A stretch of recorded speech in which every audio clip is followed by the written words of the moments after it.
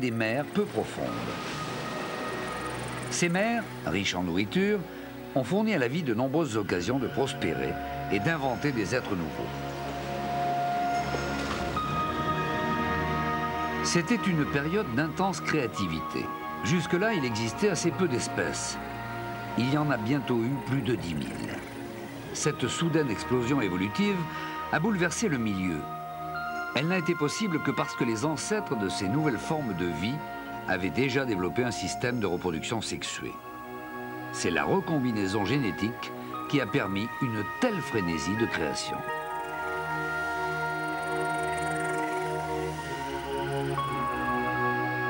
Aujourd'hui, il existe sur la Terre plus de 10 millions d'espèces végétales et animales. Au fond des mers, sur la Terre et dans le ciel, le monde des êtres vivants s'est incroyablement diversifié. C'est la reproduction sexuée, inventée au fond de la mer originelle, qui a conduit à cette immense diversité des formes de vie que nous connaissons aujourd'hui. La création permanente de nouvelles combinaisons de gènes avait été érigée en système. La reproduction sexuée ne crée pas seulement une large variété de formes de vie, elle entraîne également une grande diversité chez les individus d'une même espèce. Nous sommes dans la forêt tropicale de l'Amazonie, en Amérique du Sud. Il existe ici un papillon surnommé joyau de la forêt qui fascine les collectionneurs du monde entier. Un piège a été conçu pour l'attraper. Les papillons se nourrissant d'ordinaire de jus de fruits pourris, une banane fermentée sert d'appât pour capturer notre papillon.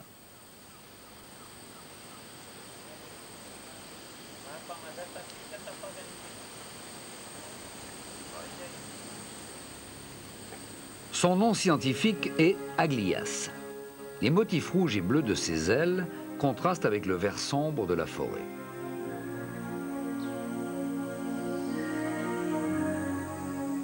Le papillon rouge qui est apparu à ses côtés est également un Aglias.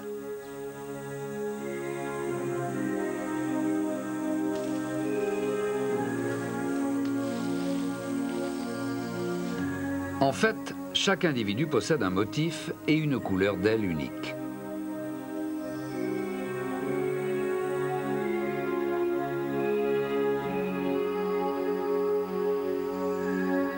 Bien qu'ils appartiennent à la même espèce, les Aglias naissent chaque fois avec des dessins originaux sur les ailes.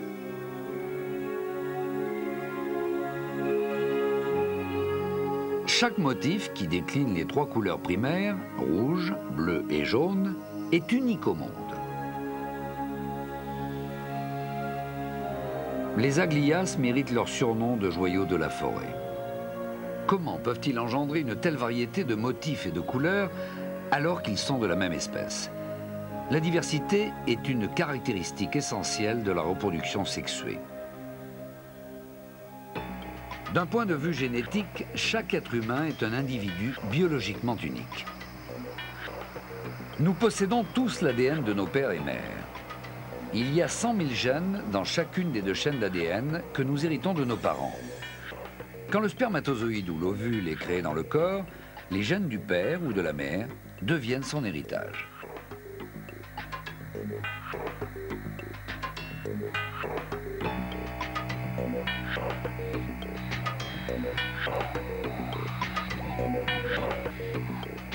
Mais 93% des 100 000 paires de gènes de chaque parent sont formés de gènes exactement identiques, de telle sorte que la recombinaison qui se produit entre eux ne provoque pas de différence dans les patrimoines génétiques qui se forment chez le descendant. Les gènes représentent l'héritage génétique commun à tous les membres de l'espèce humaine. 7% seulement de ces gènes sont donc à l'origine des recombinaisons qui entraînent la singularité des individus. C'est suffisant pour offrir chaque fois 27 000 possibilités différentes.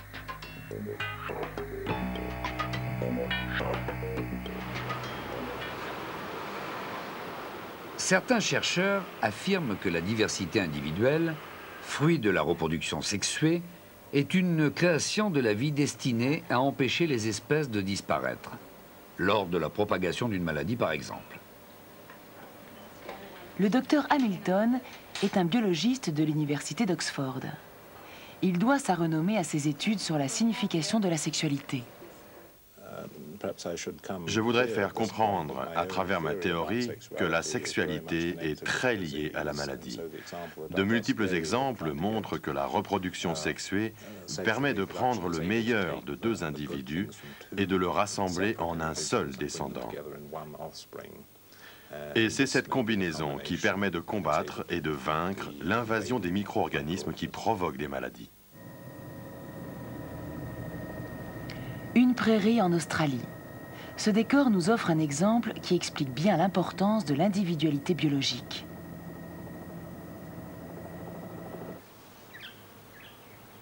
En été et en automne, un nombre étonnant de lapins se répand dans la prairie. Tous ces lapins sont en réalité des rescapés qui ont eu la chance de survivre à un plan d'extermination organisé par l'homme.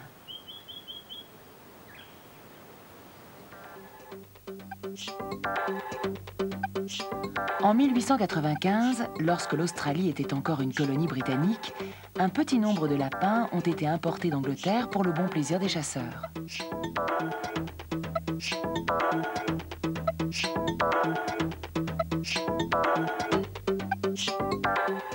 Les lapins ont en moyenne des portées de 12 petits par an.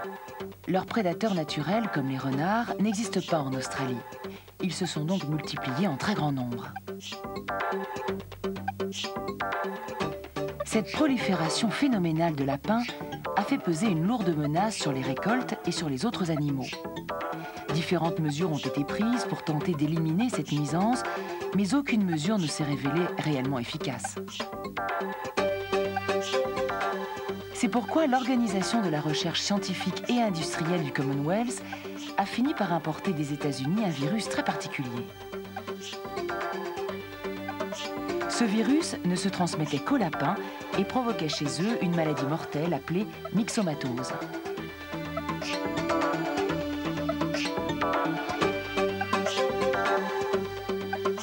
Le virus s'est très vite répandu, détruisant tout de suite un grand nombre de lapins.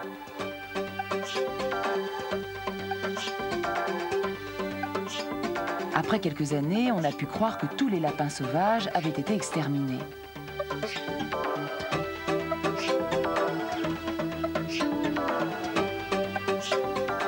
Mais il n'en était rien. Certains lapins s'étaient immunisés contre le virus qu'on croyait fatal à 100%.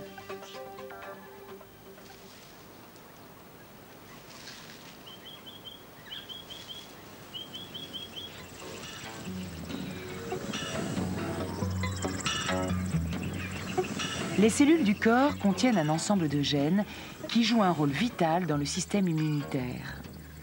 Ce chaînon génétique est appelé CMH ou complexe majeur d'histocompatibilité. Le CMH reconnaît les bactéries porteuses de maladies comme des bactéries étrangères et fonctionne un peu comme un garde-barrière. Au sommet du CMH se trouve une rainure caractéristique. Quand des éléments étrangers, comme les bactéries responsables d'une maladie, sont identifiés, ils sont piégés dans cette rainure. Il existe de nombreuses sortes de CMH.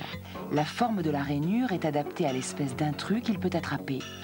Ces multiples formes ont des fonctions immunitaires contre telle ou telle maladie. Et l'arsenal de CMH que nous possédons chacun est l'une des caractéristiques individuelles engendrées par la reproduction sexuée.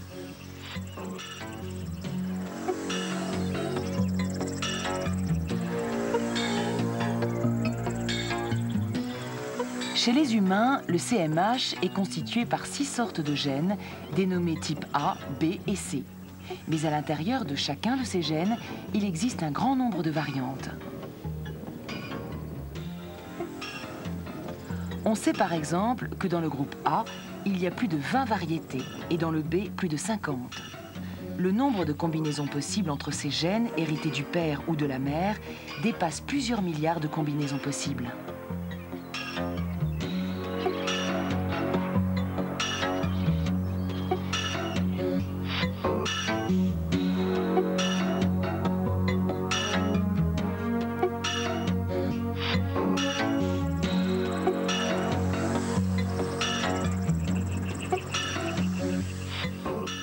Lors de la reproduction sexuée, chaque recombinaison des gènes redistribue les composantes de CMH.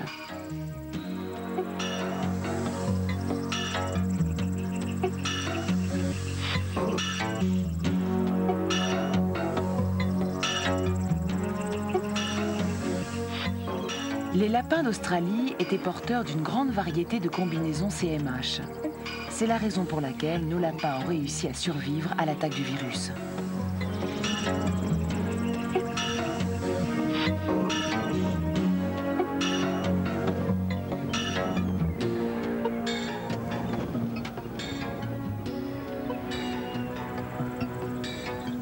Les caractéristiques individuelles qui résultent de la reproduction sexuée constituent aujourd'hui un rempart contre la propagation du sida. Dans le district de Pwani, à Nairobi, capitale du Kenya, 300 mères sont déjà mortes du sida, laissant 800 orphelins.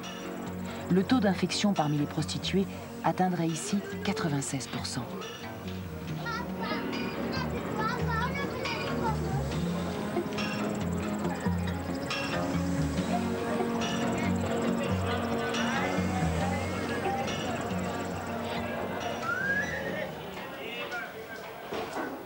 Les médecins du monde entier participent à un projet lancé par l'Organisation mondiale de la santé.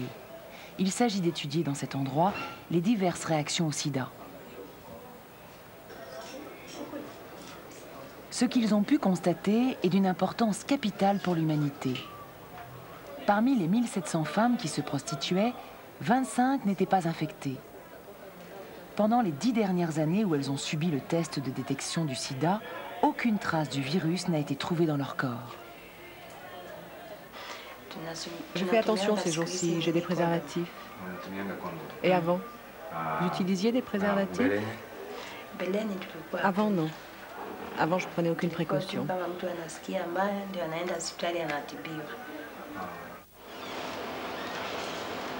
Dans ce cas précis, on ne peut pas invoquer le facteur chance.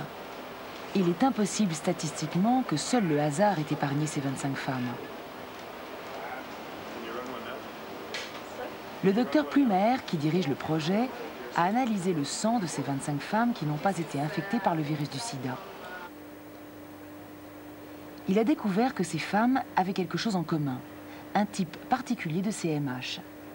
Le docteur Plumer pense que le secret de leur immunité au sida réside dans cette particularité.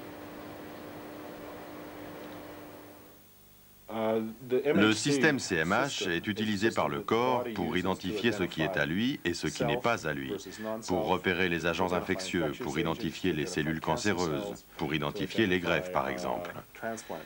Mon CMH est très différent du vôtre. C'est la fonction du système, identifier les protéines étrangères, les antigènes étrangers et les tuer, puis s'en débarrasser par le corps. Ainsi donc, ces femmes ont des défenses qui leur permettent de reconnaître le HIV, le virus lui-même, ou les cellules infectées par le virus, et de les éliminer.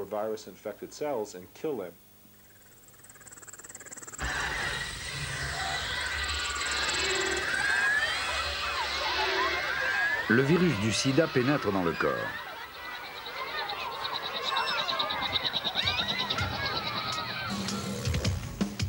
Au début, le macrophage qui dévore les bactéries infectieuses enveloppe le virus. À l'intérieur du macrophage, le virus du sida est brisé en petits fragments. Les protéines du CMH devraient se saisir de ces morceaux. Mais la particularité du virus du sida est de changer de forme afin de s'échapper. Finalement, la plupart des protéines CMH sont incapables d'encercler le virus qui s'est modifié.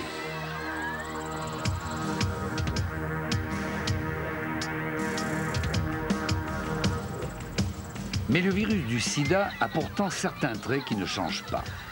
Le docteur Plumer pense que les types de CMH que possèdent ces 25 femmes sont capables d'identifier ces parties invariables du virus.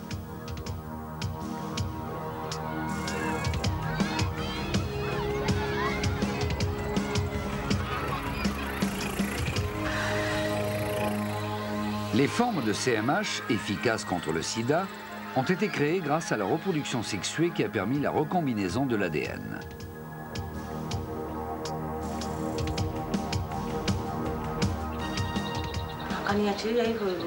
Je ne sais pas. Je ne sais pas pourquoi je n'ai pas attrapé le sida. Je pense que c'est la grâce de Dieu. Après tout, j'ai eu la vie dure.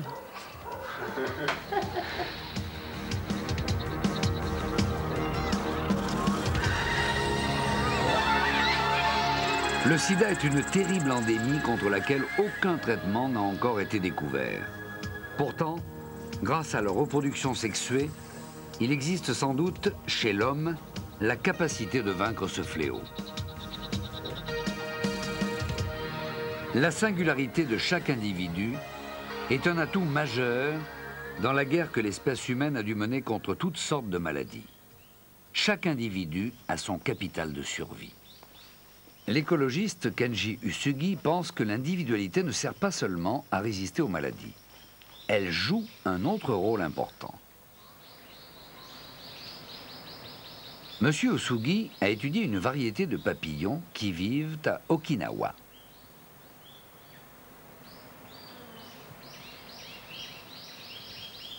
Le Menelaïdes polites est une sorte de papillon à queue d'hirondelle qui porte sur ses ailes une bande de motifs blancs. Certaines femelles arborent un motif d'ailes légèrement différent. Des taches rouges sont mêlées à la bande blanche. Il s'agit là encore de variantes résultant de la reproduction sexuée. La variété rouge est minoritaire chez ces papillons. Parce que comme les mâles préfèrent les femelles blanches, les femelles rouges ont moins de chances de se reproduire. Ce papillon a des prédateurs, dont un oiseau appelé bulbule.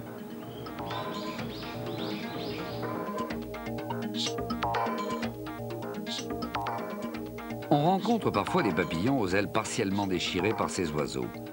Ils sont en permanence soumis au danger d'une attaque.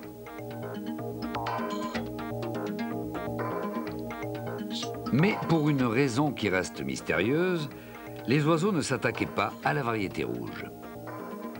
Nous avons provoqué une expérience pour vérifier cette hypothèse. Des papillons rouges et blancs sont placés devant un oiseau. Le prédateur néglige le rouge et attaque le blanc.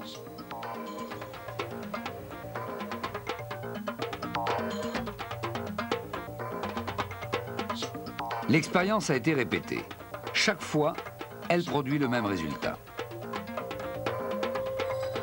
Pourquoi les rouges ont-ils été épargnés?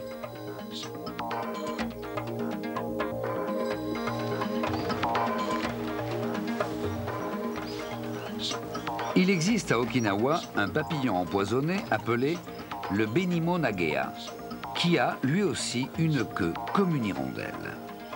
Les Menelaïdes polites rouges ressemblent beaucoup à ce papillon empoisonné. Les oiseaux qui les confondent évitent de les dévorer.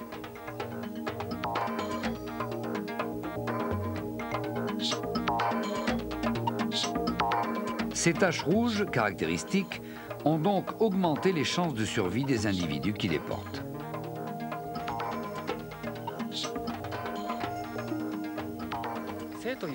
La reproduction sexuée est sûrement à l'origine de la diversité, mais souvent ces différences paraissent inutiles. Pourtant, cette diversité ou ces mutations inutiles en apparence et le fait qu'elles se reproduisent sont d'une importance extrême. Elles multiplient les chances de survie lorsque les conditions du milieu se transforment.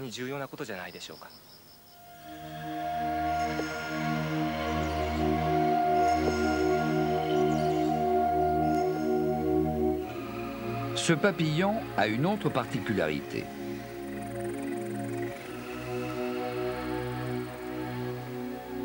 Chaque femelle pond environ 200 œufs.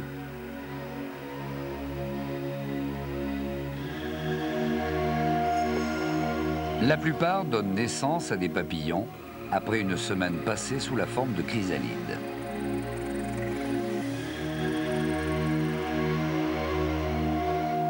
Mais chez un certain nombre d'entre eux, cette métamorphose se déroule sur un mois au lieu d'une semaine. Ils sont pourtant issus de parents semblables.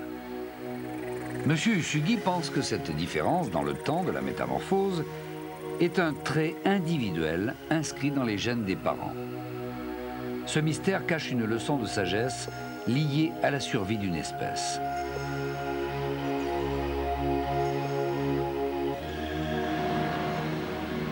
Okinawa est réputé pour ses cyclones. Si tous les descendants de ce papillon déployaient leurs ailes pendant un cyclone, ils risqueraient d'être tous exterminés. C'est pourquoi certains d'entre eux prolongent leur état de chrysalide. Abrités dans leur solide cocon, ils attendent le passage du cyclone. Le système de la reproduction sexuée permet donc de résister à des dangers comme les cyclones.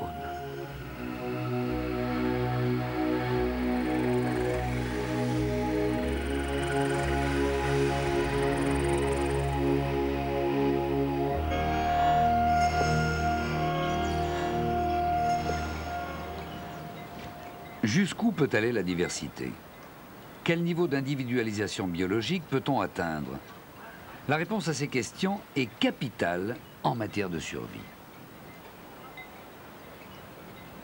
Nous savons maintenant que le travail de la reproduction sexuée conduit à une très grande diversité.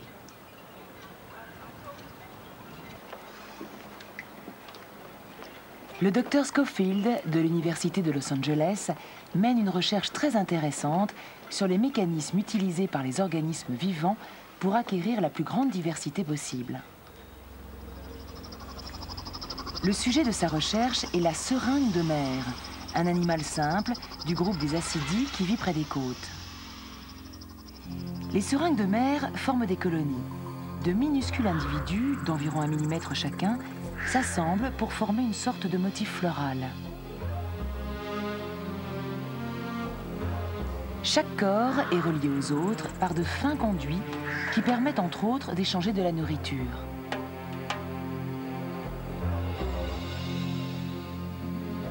Le groupe blanc à gauche et le brun à droite sont formés de seringues de mer, mais leurs caractères génétiques sont différents.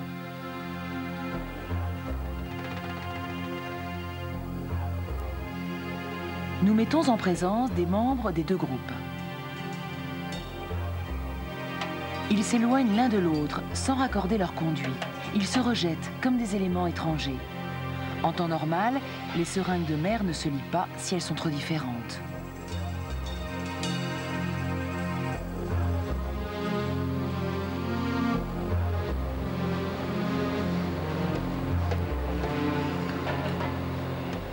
Mais au moment de la reproduction, il se passe exactement le contraire.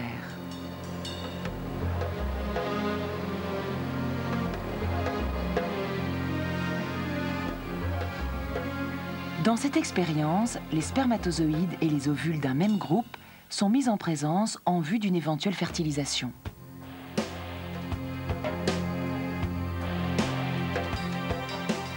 Même si les spermatozoïdes s'approchent des ovules, la fertilisation n'a pas lieu. Les ovules rejettent ces spermatozoïdes dont les gènes sont trop semblables aux leurs.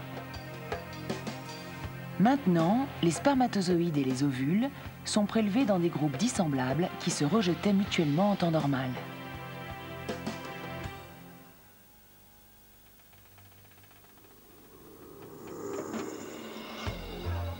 Cette fois, les ovules acceptent les spermatozoïdes et commencent à se diviser.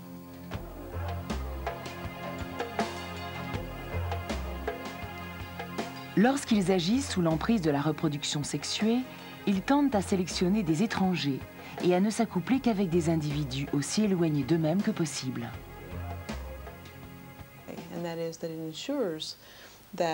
De cette manière, on est assuré que les fertilisations ont toujours lieu entre des individus génétiquement aussi dissemblables que possible.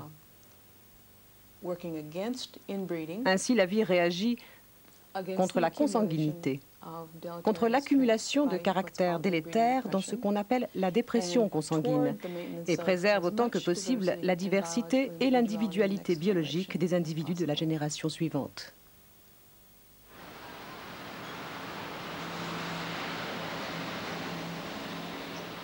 Le phénomène du sexe qui pousse à l'union avec des étrangers ne se retrouve pas seulement chez les organismes primitifs, mais également dans le comportement sexuel d'animaux plus évolués. À l'Institut Monell de l'Université de Pennsylvanie, on s'intéresse au comportement des souris mâles lorsqu'elles choisissent leur femelle.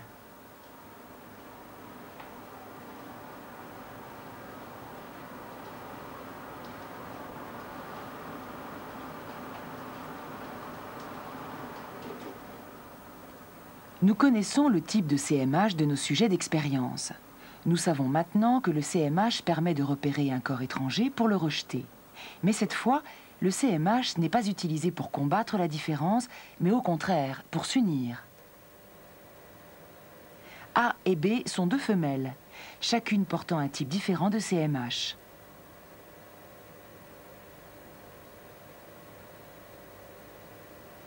Cette souris mâle possède le même CMH que la souris femelle B. Les deux souris femelles A et B sont placées ensemble en présence du mâle. Le mâle renifle les deux femelles et pour une étrange raison, il choisit comme partenaire la souris femelle A dont le CMH est différent du sien.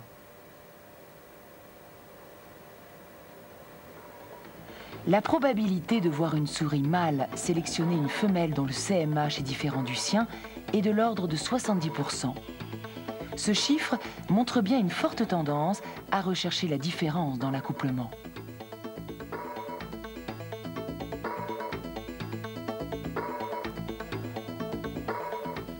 Les spermatozoïdes qui pénètrent dans le corps de la femelle sont des corps étrangers.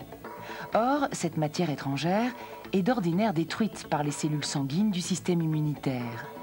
Mais les spermatozoïdes sont une exception. Pourquoi les spermatozoïdes sont-ils acceptés lors de la reproduction sexuée? Cet ingénieux et fascinant mécanisme fait partie du plan qui assure la diversité des formes de la vie.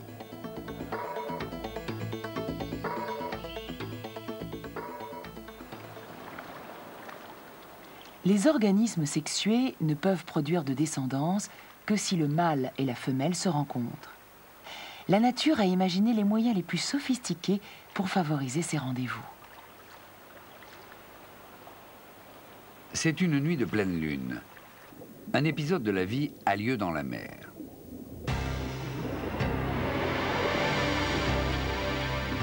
La reproduction du corail. Quand un corail commence à disperser sa semence, les autres suivent. La fée des coraux semble orchestrée comme une immense symphonie.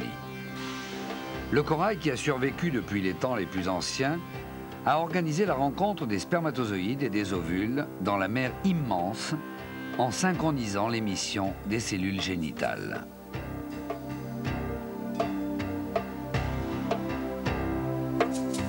Plus récemment, au cours de l'évolution, sont apparus les poissons qui nagent librement dans le milieu aquatique. Pour que les spermatozoïdes et les ovules des poissons se rencontrent, il était nécessaire que les mâles et les femelles se rapprochent au moment de l'accouplement. Le mâle répand ses spermatozoïdes lorsque la femelle pond ses ovules.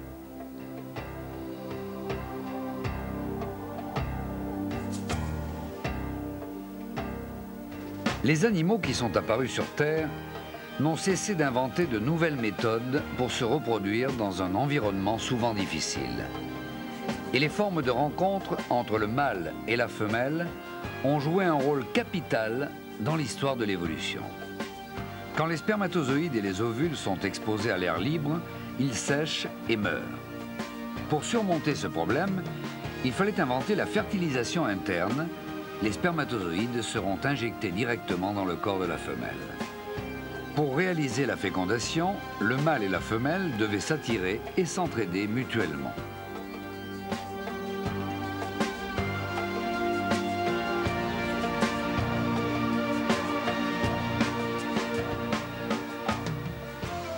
Mâles et femelles ont développé des marques physiques bien différenciées et ont inventé des rites de séduction.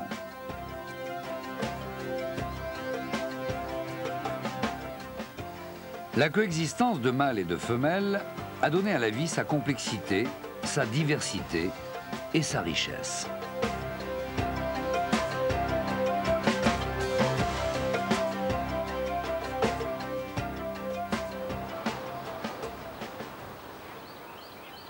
Nous sommes au zoo de San Diego, aux États-Unis.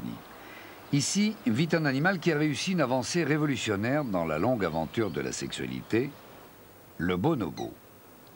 Les bonobos sont des chimpanzés très proches des humains. Chez eux, les bagarres qui éclatent si souvent chez les autres chimpanzés sont très rares. Chaque fois qu'on donne de la nourriture aux autres chimpanzés, on déclenche une bruyante dispute. Rien de tel chez les bonobos qui prennent leur repas seulement après avoir pratiqué l'acte sexuel. Les bonobos utilisent l'apaisement du désir sexuel pour détendre les relations entre les individus et maintenir le calme à l'intérieur du groupe.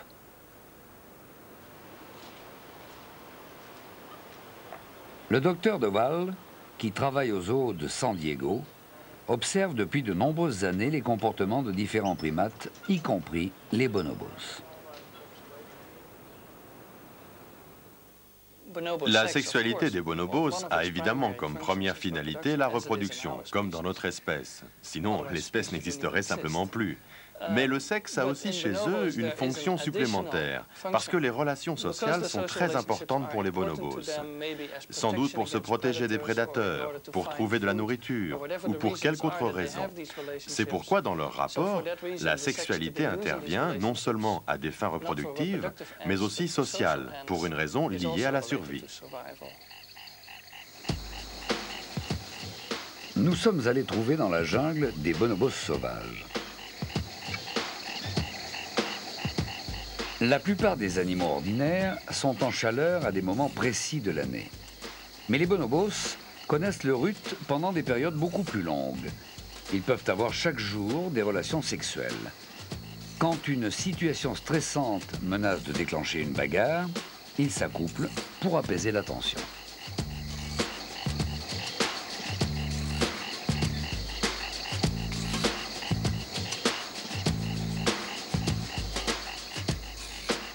Quand elle est prête à recevoir un mâle, la bonobo femelle quitte le groupe dans lequel elle est née, où elle a été élevée, pour rejoindre un autre groupe. Dès son arrivée dans son nouveau groupe, la femelle essaye par tous les moyens de se faire accepter. La nouvelle arrivée et les femelles déjà établies dans le groupe s'embrassent. Après quoi, elles commencent à manger, ensemble.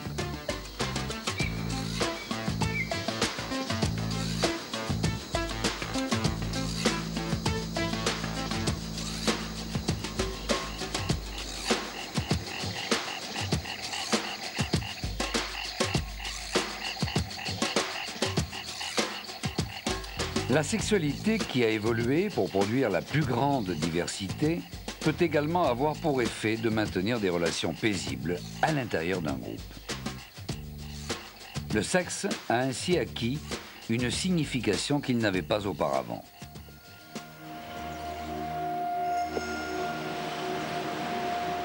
L'aventure de la reproduction sexuée a commencé avant même l'apparition des mâles et des femelles par l'union de deux cellules dans la mère primordiale.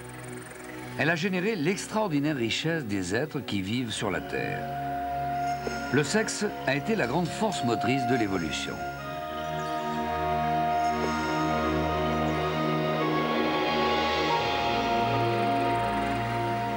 Les spermatozoïdes progressent dans l'utérus. Chacun, parmi les quelques millions de spermatozoïdes, possède un patrimoine génétique qui lui est propre.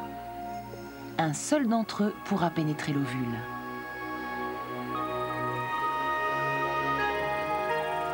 Le spermatozoïde est une cellule étrangère à l'ovule. Mais au moment où celui qui gagne la course atteint son but, la paroi qui protégeait l'ovule s'efface pour lui permettre d'entrer.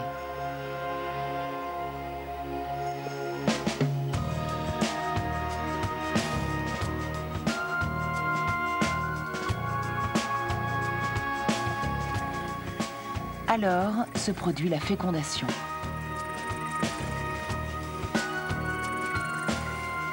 L'ADN du spermatozoïde pénètre dans l'ovule.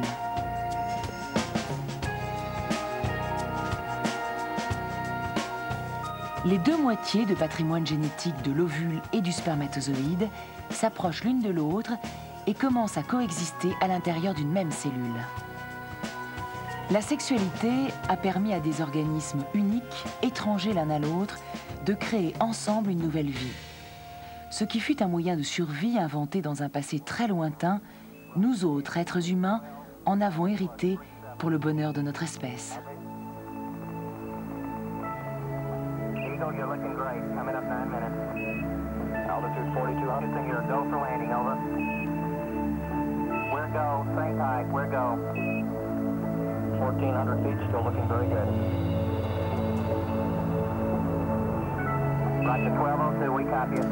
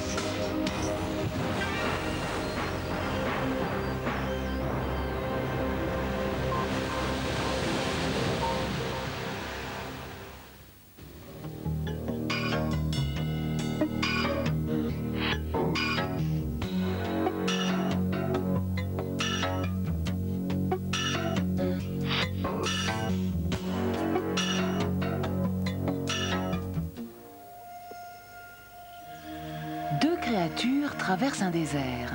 Ce sont deux insectes. Il y a dans ce tout petit corps un pouvoir et une intelligence qu'il nous est difficile d'imaginer. Ce cortège de fourmis se déplace à vive allure dans une forêt. Si elles avaient notre taille, leur vitesse de déplacement serait de l'ordre de 60 km/h.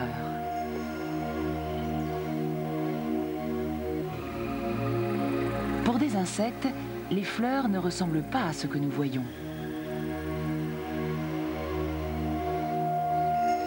Le cœur de la fleur a pour eux une couleur spéciale qui les guide avec certitude vers le nectar.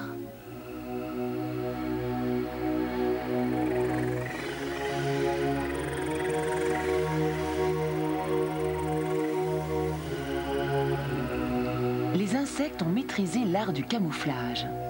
Il est difficile de différencier certains insectes d'une feuille morte. Comment une stratégie aussi subtile a-t-elle pu se développer ?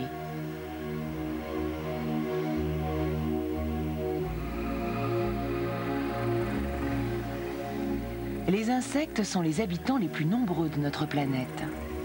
Toute espèce confondue, les insectes représentent 70% de toutes les espèces animales. La Terre est leur royaume. L'observation de ces petits animaux nous dévoile un monde. Pour la grande histoire de l'évolution, les insectes sont une espèce qui a réussi. Analysons de plus près le secret de leur succès. Voici la Terre il y a environ 300 millions d'années.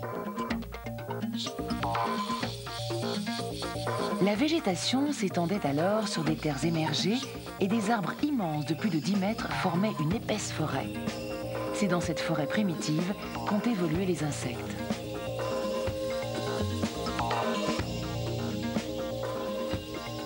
Ils occupaient et la terre et le ciel. Les insectes étaient les premiers êtres à voler.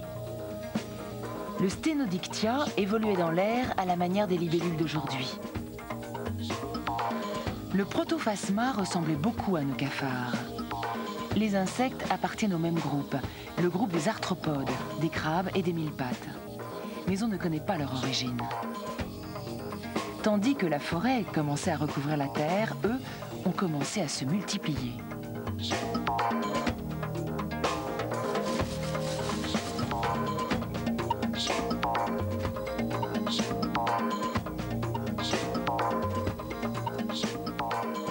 En ce temps-là, une libellule géante régnait dans le ciel.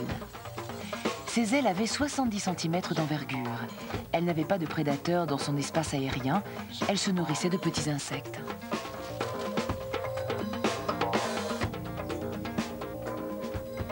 Une grande variété d'insectes vivait dans la forêt. Curieusement, il y a déjà 300 millions d'années, l'évolution de base qui allait conduire aux insectes d'aujourd'hui s'était déjà accomplie. Tous les insectes ont 2 points en commun. Ils possèdent 6 pattes et leurs corps sont recouverts d'une fine couche appelée cuticule. La plupart d'entre eux ont des ailes. Un autre de leurs traits distinctifs est cet organe très spécial, l'œil à facettes.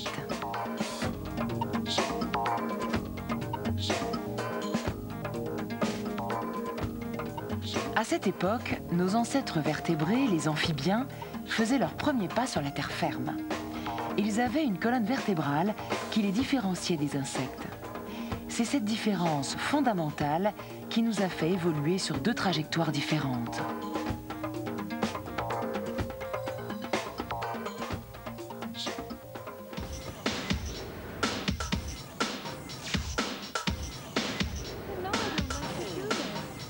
Il y a 150 millions d'années, les vertébrés terrestres avaient accompli de remarquables progrès dans leur évolution.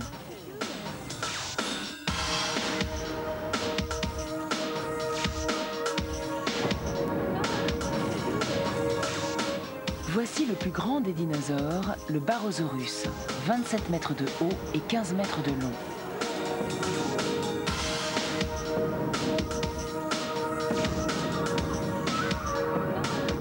Le Barosaurus pouvait entretenir sa solide carcasse grâce à l'abondante nourriture qu'il trouvait sur place dans les immenses forêts.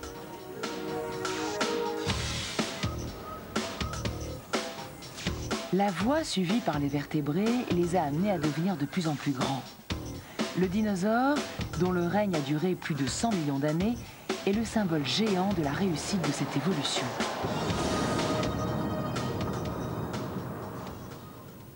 De leur côté, les insectes ont choisi d'évoluer différemment. Cette libellule, fossilisée, est apparue au temps des dinosaures. Ses ailes n'ont que 13 cm d'envergure, 1/5 seulement de la taille du Méganeura.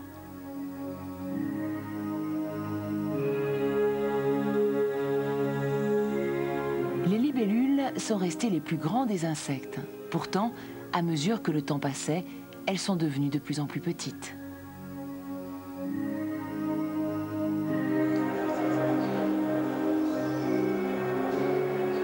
C'est leur squelette interne et leur colonne vertébrale qui ont permis aux animaux vertébrés d'évoluer dans la direction qui allait conduire à l'homme. En grandissant, la colonne vertébrale a gagné suffisamment de force pour supporter la taille du corps.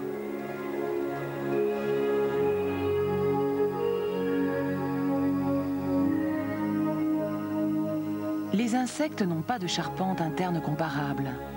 Leur corps est supporté de l'extérieur par une carapace. Que se passerait-il si ce scarabée grossissait pour atteindre la taille des vertébrés? Eh bien, l'intérieur de son corps s'alourdirait, sa fine cuticule se briserait et il s'écroulerait. Maintenant, renforçons la carapace extérieure pour supporter ce poids. La carapace devrait être si épaisse qu'il ne lui resterait plus assez d'espace pour les muscles et les autres organes. Cette structure contenue dans une carapace extérieure n'est pas faite pour atteindre de telles proportions.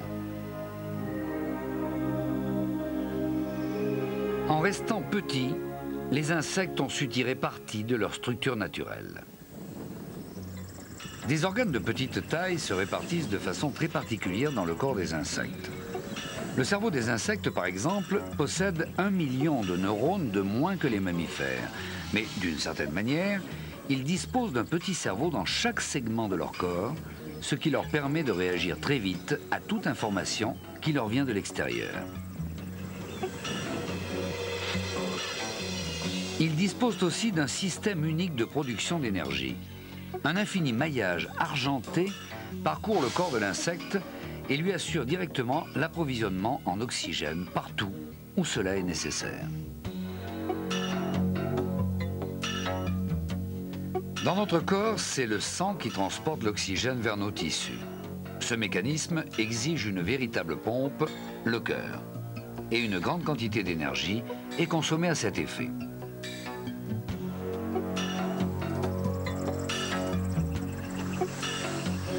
Ce long conduit est le cœur d'un insecte. Le sang rouge qu'il propulse ne transporte ici que des éléments nutritifs et non pas de l'oxygène. Il n'est pas nécessaire à ce cœur de battre régulièrement pour bien fonctionner.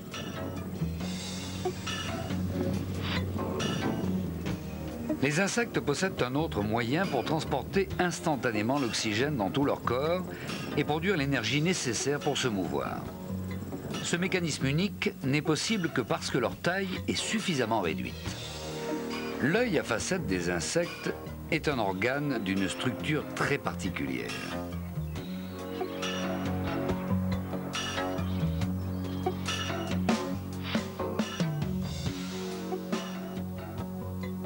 Cet œil à facettes est composé de minuscules lentilles ingénieusement assemblées. Chacune de ces formes hexagonales est la lentille d'un œil individuel appelé omatidie.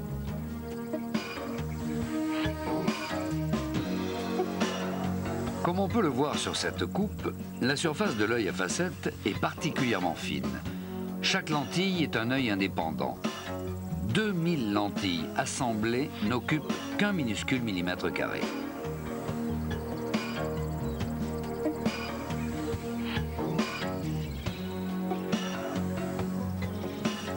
Pour simuler la vue des insectes, un œil à facettes artificiel a été réalisé à partir de 2000 lentilles.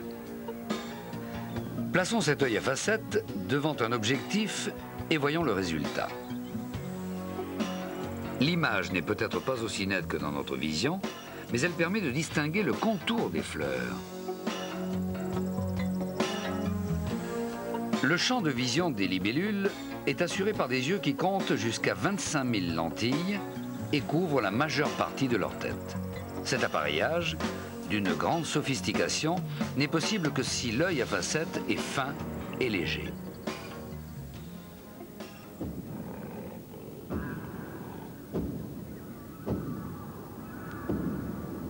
Tandis que les dinosaures s'éteignaient lentement, de nombreuses espèces de fleurs se sont mises à pousser.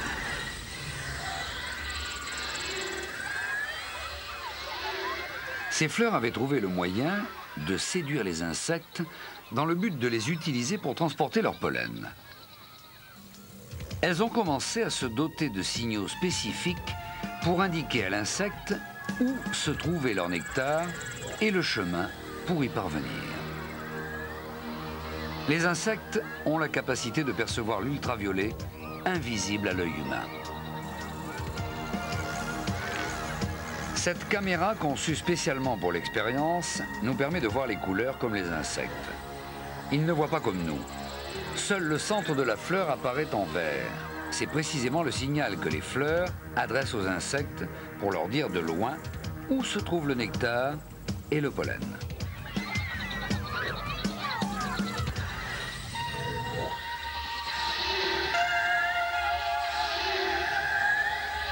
En même temps que les espèces de fleurs se multipliaient, les espèces d'insectes se diversifiaient. À la fin du règne des dinosaures, on pense que les espèces d'insectes avaient atteint à peu près leur nombre actuel. Leur évolution parfaitement contrôlée était sur le point de s'achever. Voici un charançon de moins d'1 centimètre de long. Sa longue trompe qui aspire le nectar ressemble à une trompe d'éléphant en miniature. À l'échelle de l'insecte, le petit pétale sur lequel il évolue représente pour lui une immense étendue.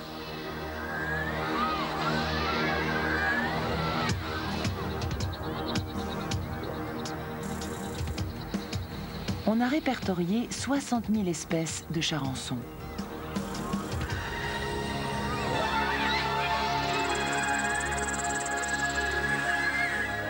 Les charançons changent légèrement de taille et de forme, suivant ce qu'ils mangent et le lieu où ils vivent.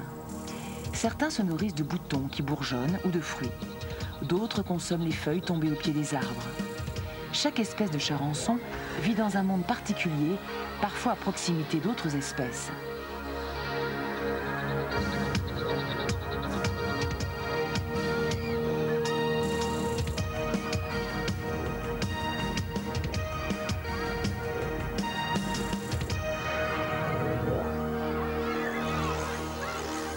Dans la forêt tropicale, on estime que 300 espèces différentes de charançons se partagent le même arbre. En devenant plus petits, les insectes se sont subtilement adaptés aux singularités de leur environnement immédiat. Ils ont créé différents habitats et ont pu ainsi diversifier leurs espèces.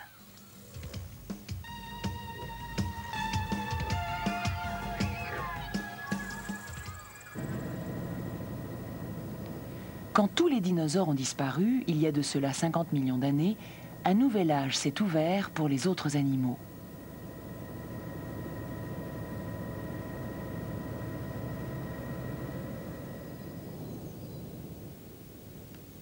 Nous sommes à Messel, dans la banlieue de Francfort-sur-Main, en Allemagne. Ici, se trouvait un lac au milieu d'une forêt. De temps à autre, un gaz volcanique extrêmement toxique s'échappait du lac. Les animaux qui avaient le malheur de respirer ce gaz en mouraient. Ils s'enfonçaient dans la vase où le temps les a merveilleusement conservés.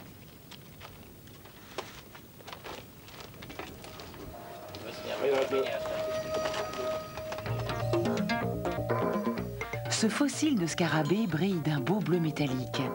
C'est un ancêtre lointain de notre scarabée. Celui-là est un scarabée diamant. Sa carapace nous restitue sa couleur originelle des millions d'années après sa mort. Ce lucane, ou cerf-volant, nous vient de la nuit des temps. 400 espèces d'insectes ont été découverts dans la fosse à bitume de Messel.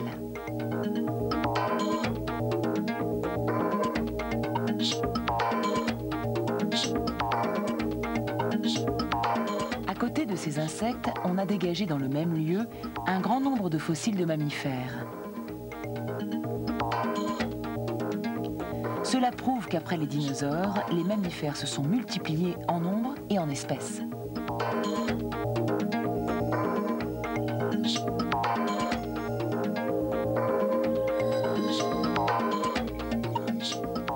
Ici, nous pouvons distinguer la forme sombre d'un crâne.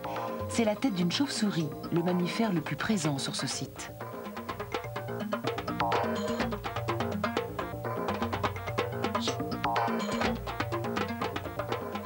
On pense que les chauves-souris volaient au-dessus du lac quand elles ont été foudroyées par le gaz toxique. Tout s'est passé si vite que les restes de leur dernier repas n'ont pu être digérés et que leur nourriture est restée dans leur estomac. Cet œil à facettes a été trouvé dans un estomac de chauve-souris fossilisée. Elle se nourrissait donc d'insectes. Des écailles de papillons de nuit ont également été retrouvées.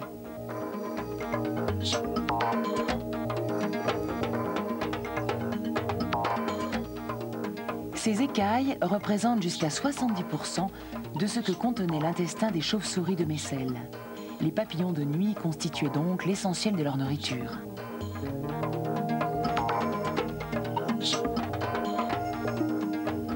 On pense que l'activité nocturne de ces papillons leur a permis d'échapper aux oiseaux, qui sont leurs prédateurs diurnes.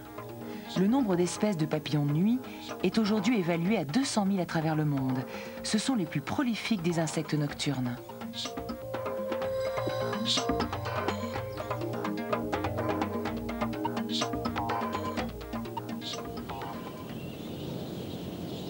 Les chauves-souris chassent la nuit depuis 50 millions d'années.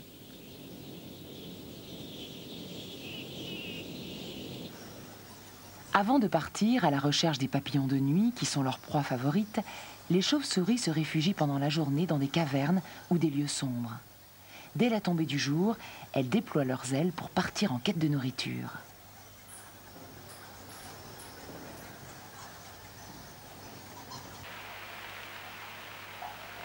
Les chauves-souris se dirigent dans le noir à l'aide d'ultrasons que l'homme ne peut pas déceler. Un micro spécialement conçu nous permet de détecter l'ultrason émis par la chauve-souris dans la nuit. À défaut de voir correctement, les chauves-souris se sont équipées d'un radar à ultrasons.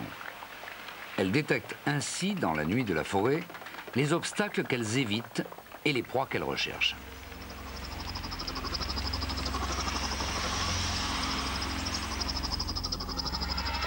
Ce nez très particulier ressemble à une antenne parabolique.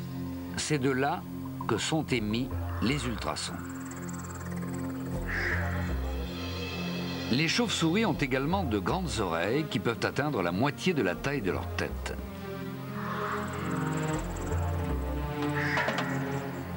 À l'intérieur de ces oreilles se trouve un organe en forme d'escargot.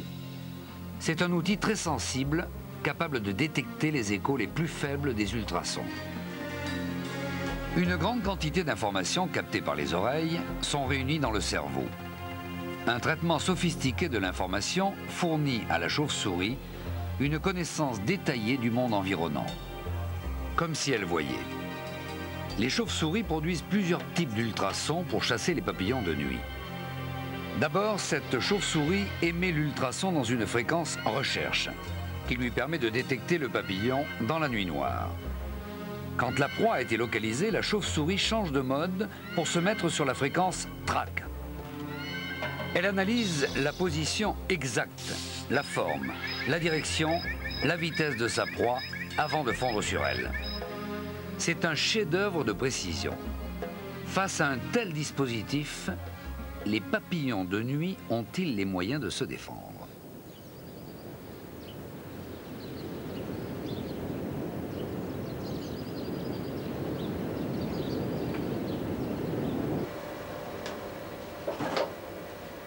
Le docteur James Fullard de l'Université de Toronto étudie les mécanismes auditifs des papillons de nuit.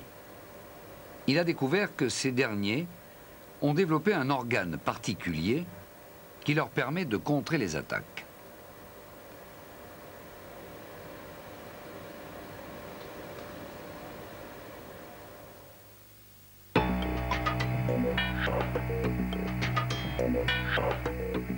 Un petit trou est visible sous les ailes du papillon de nuit. Dans cet orifice se trouve la membrane tympanique. Derrière la membrane tympanique, il y a deux cellules qui captent les ultrasons de la chauve-souris. Comment un dispositif aussi simple peut-il déjouer les attaques sophistiquées des chauves-souris? Voyons comment un papillon de nuit réagit aux ultrasons émis par la chauve-souris. Les ultrasons produits sont ceux qui correspondent au mode track. Ils sont donc émis à l'instant où la chauve-souris a décidé de fondre sur sa proie. Au moment où l'ultrason a été émis, le papillon de nuit volait vigoureusement. Soudain, son vol change d'allure. Cette expérience nous prouve qu'avec ces deux cellules auditives, le papillon de nuit reconnaît l'ultrason de la chauve-souris en mode track. Lorsque celle-ci amorce son mouvement d'approche, le papillon peut s'éloigner très vite pour tromper les prévisions du radar de l'attaquant.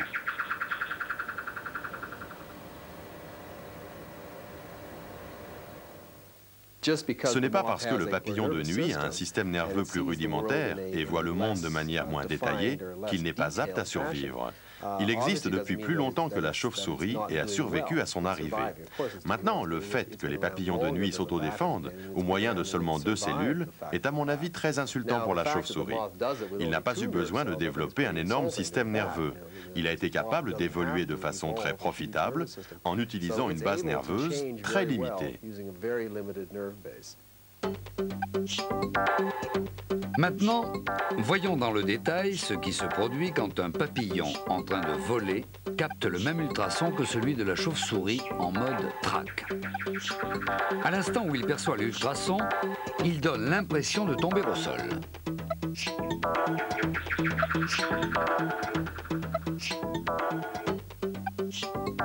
L'analyse détaillée de cette image témoin révèle que le papillon fait demi-tour avant de plonger. Ainsi, c'est à la toute dernière seconde qu'il échappe à l'attaque de la chauve-souris. La chauve-souris s'approche du papillon de nuit. Elle est à 1 mètre, prête à saisir sa proie. Mais soudain, le papillon disparaît du radar de la chauve-souris.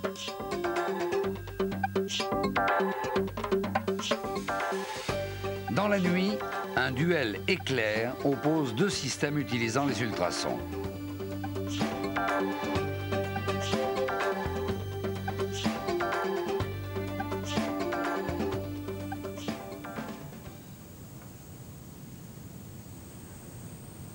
Les insectes ont très bien survécu en utilisant la plus simple des stratégies d'information.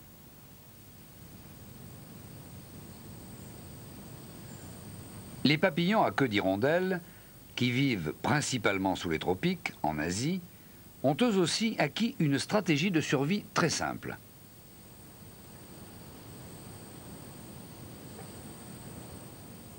Si l'on regarde très attentivement, on peut voir que la chrysalide d'un papillon se cache dans un arbre. Elle s'est d'elle-même colorée d'un vert semblable aux branches qui l'environnent. Cette autre chrysalide, pourtant de la même espèce, n'est pas verte mais brune. Elle a adopté cette couleur pour se fondre à la branche afin de tromper les oiseaux qui sont ses prédateurs. Quel est le signal qui détermine la couleur de la chrysalide? Le docteur Honda de l'université de Hiroshima pense que la clé de ce mystère se trouve dans la surface lisse de la branche. Il a préparé 2 câbles. L'un est vert et rugueux, l'autre brun et lisse. C'est l'exact contraire de ce que l'on trouve dans la nature.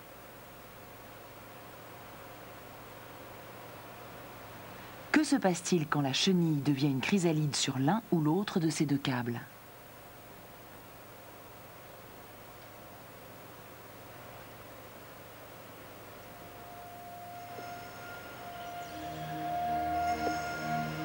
Les chenilles ne voient pratiquement pas, mais en avançant, elles ressentent au toucher la texture du câble.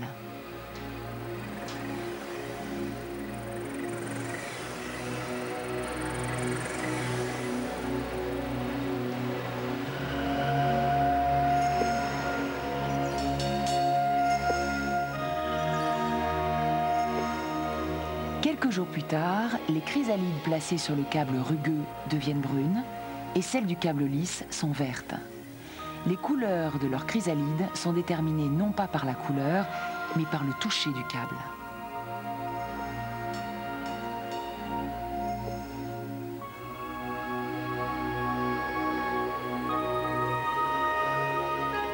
Les chenilles et chrysalides d'insectes, à la vue très limitée, ont un comportement basé sur des informations elles-mêmes limitées.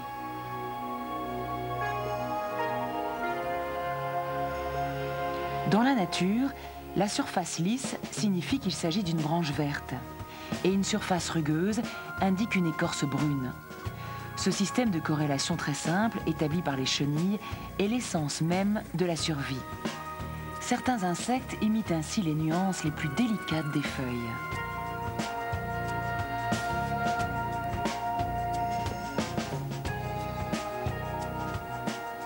Cette technique de camouflage reste un mystère.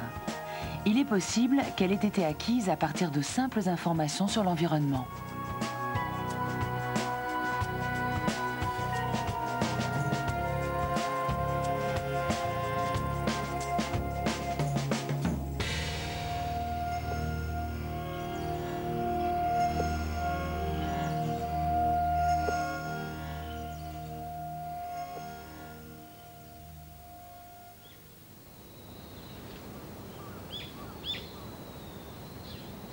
Ce grand arbre s'élève dans un bois de la banlieue de Tokyo.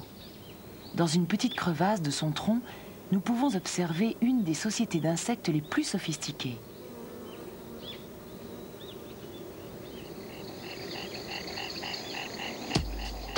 Il s'agit de l'abeille japonaise. On dit que son degré de sociabilité est le plus avancé parmi toutes les espèces d'abeilles.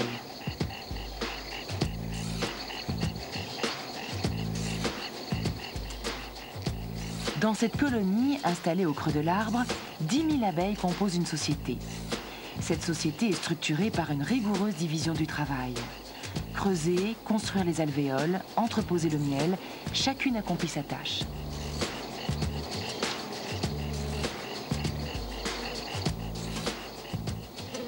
La colonie n'a pas de chef. Aucun individu ne contrôle les autres. Chaque abeille semble bouger et agir à sa guise. Pourtant, elle est toujours en phase avec le groupe et tous ses gestes participent à un ensemble bien organisé. Comment l'ordre est-il maintenu dans cette société ?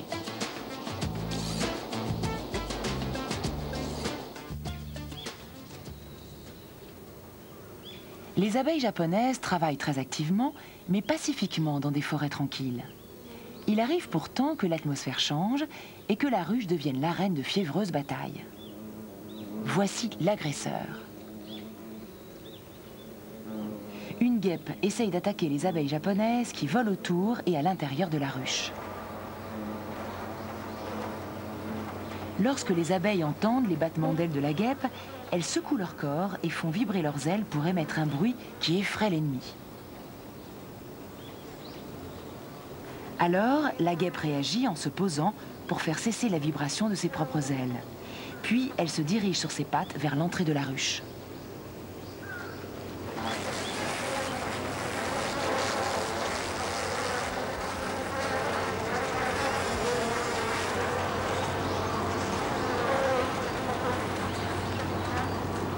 Les abeilles japonaises sont courageuses. Elles se dirigent vers la guêpe qui est bien plus grosse qu'elles. Elles sont si nombreuses qu'elles finissent par recouvrir la guêpe.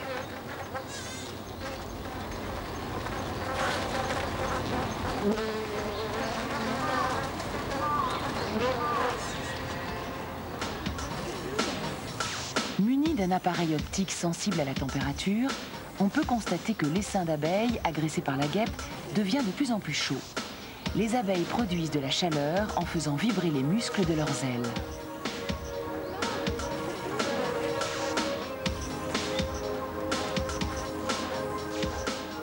Or, les guêpes meurent à une température de 45 degrés. Les abeilles pourraient produire encore plus de chaleur, mais ne dépassent pas les 45 degrés. À partir de 48 degrés, elles seraient elles-mêmes tuées par la chaleur. Elles contrôlent donc la température avec précision pour ne tuer que la guêpe.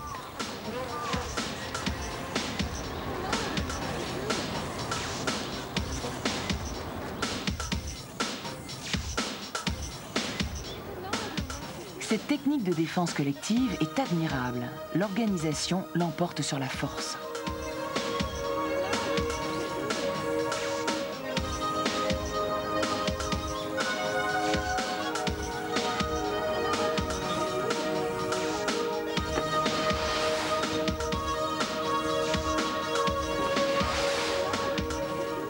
À l'intérieur de la ruche, la colonie tout entière peut orchestrer ses bruits. Chaque abeille fait vibrer ses ailes une seule fois. Mais comme ces vibrations sont coordonnées, le son qui en résulte prend assez d'ampleur pour être perçu par l'ennemi comme une menace.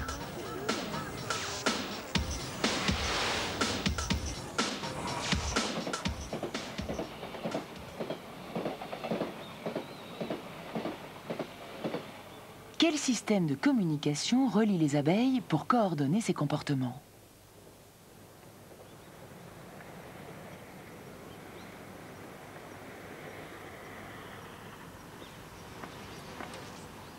Le professeur Masumi Sasaki de l'université Tamagawa étudie la façon dont une abeille informe les autres du lieu où elle a découvert du pollen et du nectar.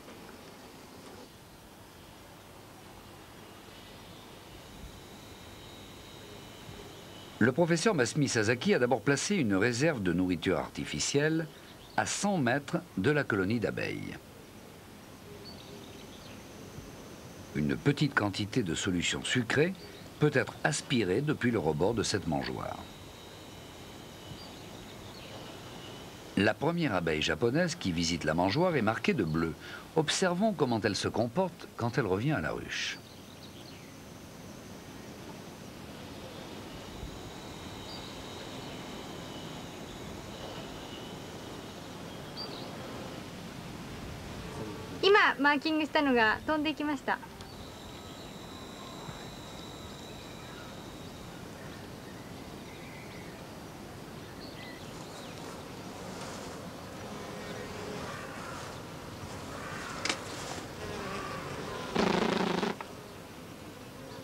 À son retour, l'abeille marquée de bleu commence à tourner dans tous les sens, comme si elle dansait.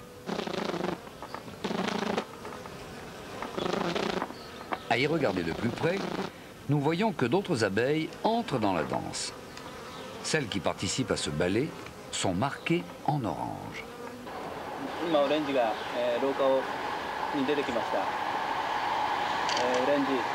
Bientôt, les abeilles marquées en orange quittent la colonie les unes après les autres.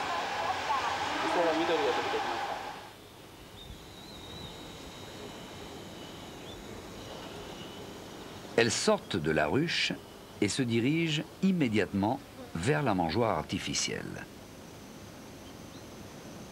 Tout porte à croire que la localisation de la mangeoire a été communiquée par les abeilles marquées de bleu.